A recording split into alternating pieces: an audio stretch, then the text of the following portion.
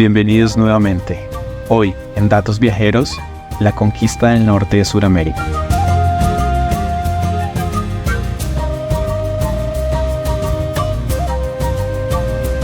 A simple vista, parece que ya se ha dicho todo sobre la conquista española. Se nos enseñó sobre la caída de Tenochtitlán y el fin del imperio incaico. Pero, ¿qué sucedió con todos aquellos territorios al norte de Sudamérica, el Caribe y los llanos orientales? ¿Acaso el proceso de conquista y pacificación del continente se llevó a cabo de manera uniforme y total? ¿Por qué algunas comunidades indígenas en el Amazonas, como los Nocac o los Awá, aún comenzando el siglo XX, todavía no habían tenido contacto significativo con el mundo exterior? Aparentemente no se nos ha contado todo sobre la conquista. La idea general de que un puñado de conquistadores lograron derrotar a miles de cientos de indios en el Nuevo Mundo, gracias a su superioridad tecnológica, su astucia y su ambición, es no obstante una idea que vale la pena cuestionarse. Es verdad que parece un tema fácil, pero la historia nunca es tan sencilla, y menos en este caso.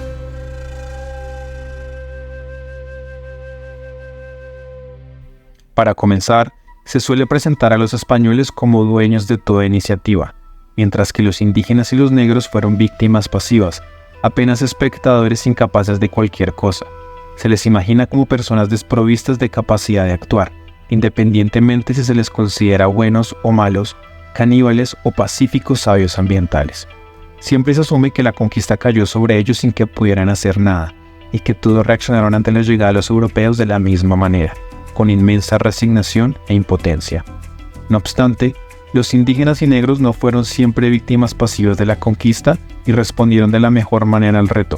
Fueron capaces de defender sus intereses, trataron de negociar lo mejor que pudieron y muchas veces tuvieron éxito. Y fue precisamente esa cultura dinámica lo que les permitió hacer ajustes y ayudó a que muchos de ellos sobrevivieran hasta el día de hoy.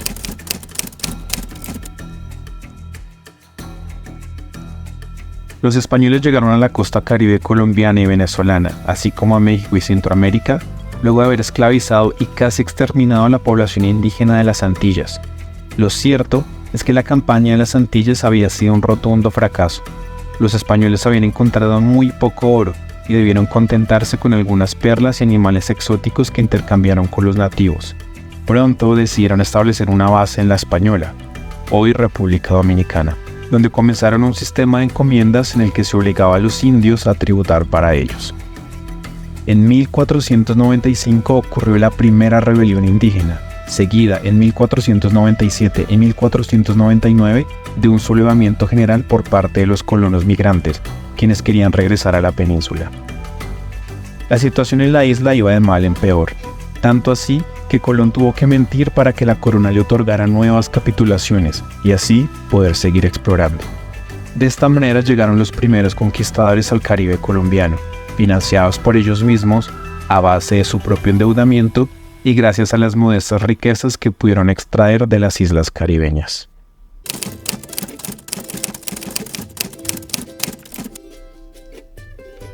Para ese momento, la corona estaba interesada en ampliar sus dominios en el Nuevo Mundo de forma ordenada, con el fin de garantizar rentas sostenidas y confiables a corto, mediano y largo plazo.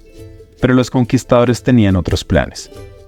La mayoría tuvo en principio una mentalidad de corto plazo, porque su ideal era hacerse rico y volver a Europa. Como bien lo escribió el cronista Fernández de Oviedo, estas primeras aventuras no tuvieron tanto la intención de servir a Dios ni al rey, como de robar. En todo caso, lo cierto es que a veces se ganaba y a veces se perdía. Los indígenas lucharon y resistieron, y en algunos casos hasta vencieron. En Turbaco, por ejemplo, los indígenas mataron a Juan de la Cosa y su compañero, Alonso Ojeda, apenas pudo escapar vivo. Algunos días después su cadáver fue encontrado, parecido a un cuerpo de erizo, lleno de flechas. Herrera relata: su cuerpo estaba hinchado y deforme, y con algunas espantosas fealdades por causa de la ponzoña de que estaban provistas las flechas. No obstante, el cronista y eclesiástico López de Gomara afirma que el cadáver fue devorado por los indígenas, y estas presunciones eran comunes, ya que la corona, en un principio, había prohibido hacer la guerra a los indígenas, a menos que se resistieran a la conquista o fueran caníbales. De modo que los conquistadores muchas veces inventaban este tipo de situaciones para justificar la matanza ante la corona. Otro ejemplo de la resistencia indígena puede encontrarse en la expedición de Pedro Arias Dávila en el Darién en 1514. Dávila había llegado como nuevo gobernador con miles de soldados profesionales, cosa que no era la norma en ese entonces. En un principio, la composición de las huestes conquistadoras se caracterizó por incorporar médicos, herreros, carpinteros y abogados, así como algunos nobles y pequeños ricos de a pie. Dadas las hostilidades de los indígenas en estas tierras, los españoles habían traído soldados que tenían experiencia militar ganada en Italia. De cierta manera, la expedición de Pedro Arias tuvo todos los ingredientes para una película de horror. Con ellos llegaron hombres adornados con finos trajes y armas carísimas, muchos de ellos de buena familia y sin la menor experiencia en el Nuevo Mundo. El resultado fue desastroso. La mayor parte de los conquistadores murió y la guerra contra los indios se prolongó cerca de 10 años y al final, en 1524, el sitio fue abandonado de nuevo.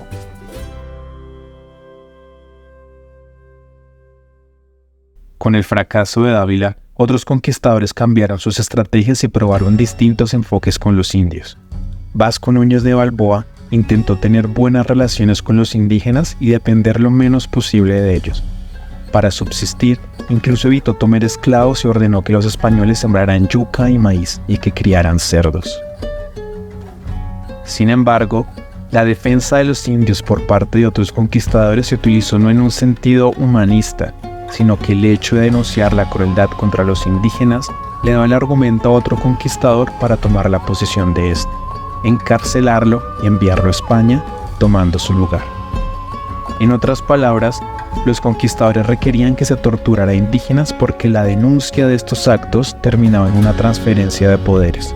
No obstante, casi siempre el nuevo gobernador era acusado de lo mismo que cada uno de sus predecesores, es decir, de haber sido cruel con los indios y de tomar la mayor parte del oro para dárselo a sus parientes y criados.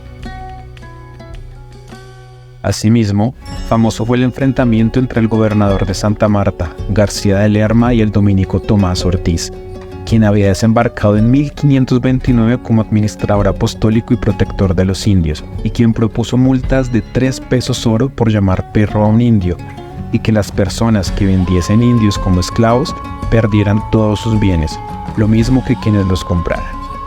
En 1536, la corona reiteró que no se podían sacar indios de sus tierras, y como consecuencia, Tomás Ortiz y García de Lerma terminaron siendo encontrados enemigos.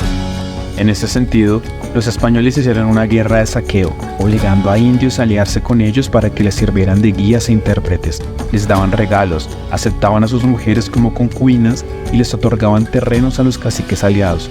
Todo esto mientras mantenían duras rivalidades contra otros conquistadores, la corona, y hacían la guerra a los indígenas enemigos. Al igual que en el Caribe, algunas comunidades ofrecieron inicialmente su ayuda a los españoles para combatir a sus enemigos. Se dice que los señores de Chía y Suba ofrecieron su ayuda a Quesada contra Bogotá, de la misma forma que los europeos terminaron combatiendo a los panches en Onde Magdalena, precisamente por solicitud de Bogotá. A diferencia de los indios del litoral, la manera que tenían los españoles de hacer la guerra mostraba que preferían dejar con vida a aquellos indios de la sabana, pues eran más pacíficos y buenos para repartir en encomiendas, en lugar de hacerlos esclavos.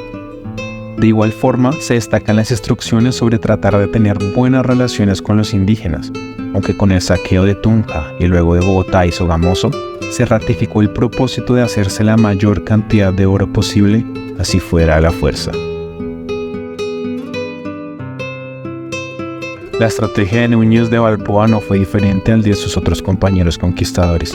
Habiendo desembarcado en Careta, donde reinaba el cacique de Coibá, luego de aplicar la conocida estrategia de combinar la diplomacia con el amedrentamiento, logró aliarse con dicho cacique, que llegó a darle una de sus hijas, apenas una niña en ese entonces y que más tarde sería una de sus concubinas. Su habilidad para involucrarse en la política local fue tan exitosa que los indios lo reconocieron como Tiva, es decir, como cacique o persona de importancia. De esta manera, los conquistadores se aliaban con algunos caciques y secuestraban a otros, dejaban vivir a unos y torturaban a otros. ejercieron esta mezcla entre diplomacia y violencia de tal manera que poco a poco fueron sometiendo a diversos pueblos.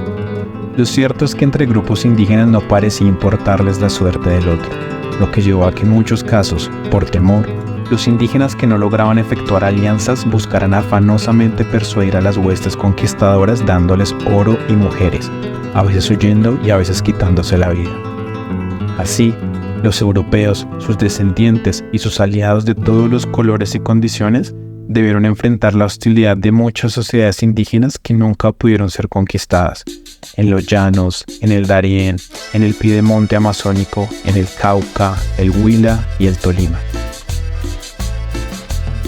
Es importante recalcar que los indios y los negros no fueron siempre víctimas pasivas de la conquista, y que la conquista no acabó con la expulsión de los españoles, sino que en muchos casos fueron las mismas repúblicas que fundaron Bolívar y San Martín las que siguieron haciendo la guerra a los indígenas. Por supuesto que la conquista fue un proceso cruel y violento, donde se masacraron a muchos indígenas, pero en ese trajín despiadado, tanto indígenas como españoles fueron capaces de defender sus intereses, trataron de negociar entre ellos y asimilar parte de sus culturas. La historia no puede verse como una moneda de doble cara, donde hay unos buenos y unos malos. Los indígenas también tuvieron intereses políticos, participaron en la conquista, fueron aliados y enemigos de los españoles. Y contra todo pronóstico, muchos caciques lograron enriquecerse. Asimismo, incluso hubo conquistadores negros como Juan Garrido Almé. Esto demuestra que la conquista fue dinámica y que no se trató de malos contra buenos. Muchas gracias por acompañarnos en este nuevo video. Suscríbete y comenta qué te pareció esta visión de la conquista. Hasta pronto.